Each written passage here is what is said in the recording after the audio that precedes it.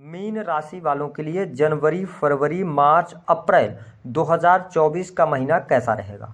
जनवरी 2024 से लेकर अप्रैल 2024 तक गुरुदेव बृहस्पति का प्रभाव आपके जीवन में किस प्रकार से पड़ेगा, जीवन के किन क्षेत्रों में बृहस्पति अपना आशीर्वाद देंगे, कौन सी 5 अनोखी घटनाएं घटित होंगी और यदि आप मीन राशि वाले हैं तो जीवन पर्यंत आपको कौन सी 3 बातों को सदैव गुप्त रखना चाहिए जिससे कि आपके जीवन में सुख समृद्धि बढ़े।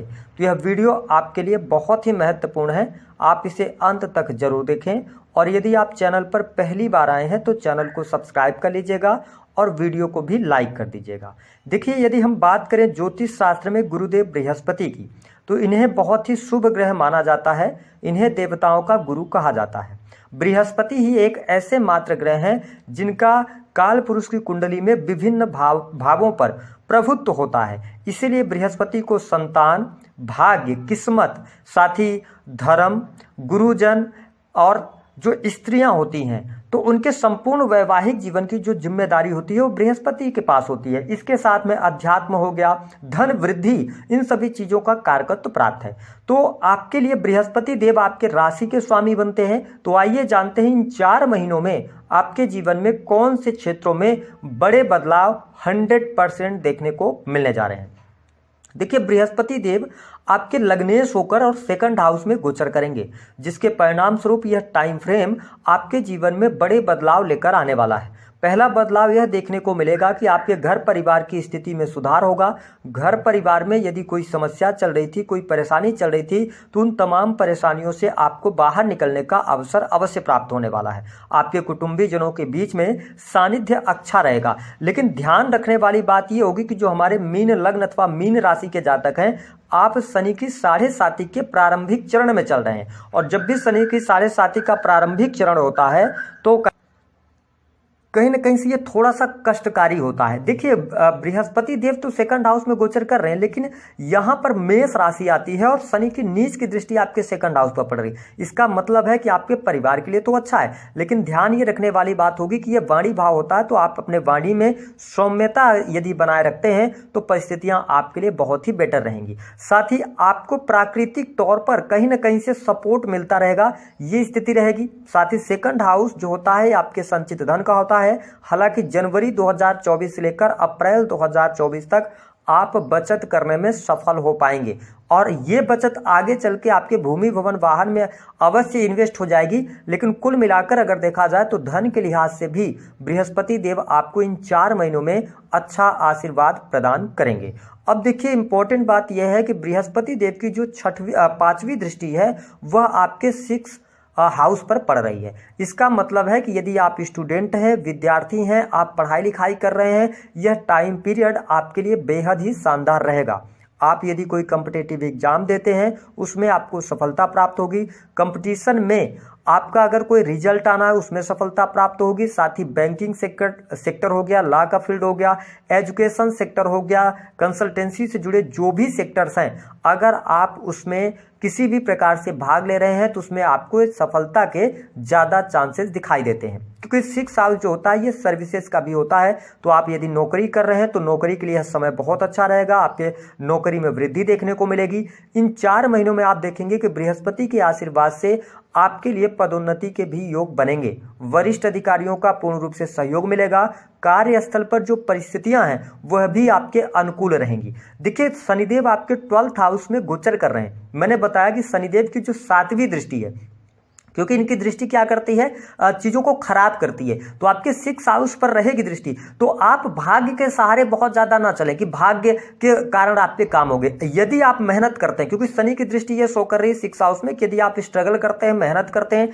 किसी चीज को प्राप्त करने के लिए तो वह चीज आपको अवश्य प्राप्त होगी, ऐसी चीज दिखाई दे रही है। साथ ही यदि आप 110% यह है कि यदि आपने पहले से कोई वाहन वगैरह का लोन चल रहा था, कोई EMI चल रही थी, गुरुदेव बृहस्पति अपने ट्रांजिट के पहले आपको EMI वगैरह से मुक्त करेंगे, लोन से मुक्ति के योग आपके लिए बनेंगे। और दूसरी बात कि आपके ऊपर डिपेंड करता है, अगर इस दौरान आप कोई भी बैंक से लोन लेना चाहते हैं, चाहे वो होम के लिए हो, प्रॉपर्टी के लिए हो, आपको बड़ी आसानी से लोन प्राप्त हो जाएगा। वही शत्रु हंता योग भी यहाँ पर शनि की दृष्टि पड़ रही है। गुरुदेव बृहस्पति तो हमेशा शुभ ही देते हैं। अमृतमयी दृष्टि 6th हाउस पर है तो शत्रु संबंधित समस्याएं दूर होंगी। यदि आप काफी लंबे समय से कोर्ट कचहरी आदि के मामलों में उलझे हुए थे तो वहां पर आपको इन 4 महीनों में सफलता प्राप्त होगी। गुरुदेव बृहस्पति की जो दृष्टि है 8वीं दृष्टि 7वीं दृष्टि वो आपके अष्टम भाव पर पड़ रही है। इसका मतलब है कि जो जातक मैन्युफैक्चरिंग यूनिट या आप किसी भी प्रकार से कंसल्टेंसी, रिसर्च का फील्ड हो गया, पीएचडी वगैरह आप कर रहे हैं, मीडिया में है, पत्रकारिता में है, तो यह समय आपके लिए बढ़िया है। यह उपलब्धियों वाला समय रहेगा। धर्म अध्यात्म के प्रति आप में रुचि जागृत होगी। आप कुछ नई चीजें सीखने वाले हैं। साथ ही जो लोग किसी भी प्रकार से इनकम टैक्स ऑफिसर वगैरह हैं उनके लिए भी यह समय बहुत बढ़िया है। साथ ही अगर देखा जाए तो डाटा एनालिसिस के कार्यों में सफलता आपको प्राप्त हो सकती है और आकस्मिक तौर पे धन लाभ भी आपके लिए होता रहेगा। दूसरी बात यह है कि जब हम लोग शनि की 7.5 की बात करते हैं तो मन में एक भय रहता है कि क्या कष्टकारी रहेगी। मैं आपको स्पष्ट कर दूं, जनवरी से लेकर अप्रैल 2024 तक शनिदेव की भले ही 7.5 हो, लेकिन जो अष्टम भाव होता है ना, ये आपके दुख, कष्ट और पीड़ाओं का होता है। तो यहां पर बृहस्पति देव की दृष्टि आपको दुख से, कष्ट से, पीड़ा से बचाती रहेगी। अचानक से होने वाले नुकसान से भी आपको यहां पर भरपाई होती रहेगी। अचानक से जो नुकसान होते हैं, आप नुकसान से बच जाएंगे। बृहस्पति का आशीर्वाद आपके साथ बना रहेगा।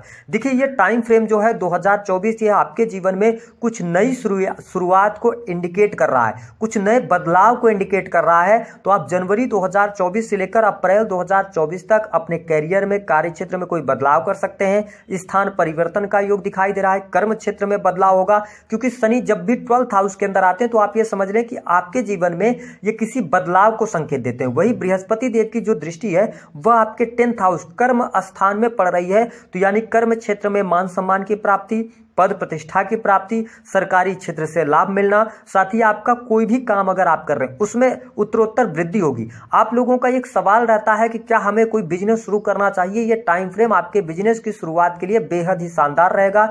इस टाइम फ्रेम के दौरान आप नए बिजनेस की तरफ जा सकते हैं। आपका सवाल है कि आप पार्टनरशिप में करना चाहते हैं तो बृहस्पति का यहाँ पर आशीर्वाद आपको नहीं मिल पाएगा। अगर आप पार्टनरशिप की तरफ बढ़ना ही चाहते हैं तो बिजनेस के लिए, तो आपको ये टाइम जो आएगा ना वो मई से अच्छा शुरू होगा। लेकिन अप्रैल के पहले आप पार्टनरशिप वगैरह ना करें, क्योंकि लगन में राहु देव विराजमान है। तो इस चीज का आपको ध्यान रखना है। 7th हाउस में केतु है। तो अगर आप देखा जाए तो कुल मिलाकर स्थितियों को तो आपके कैरियर वाइज ये टाइम फ्रेम बहुत बढ़िया है। वही विदेश से जुड़े कार्यों में सफलता, विदेशी भूमि से लाभ भी आपको प्राप्त होगा।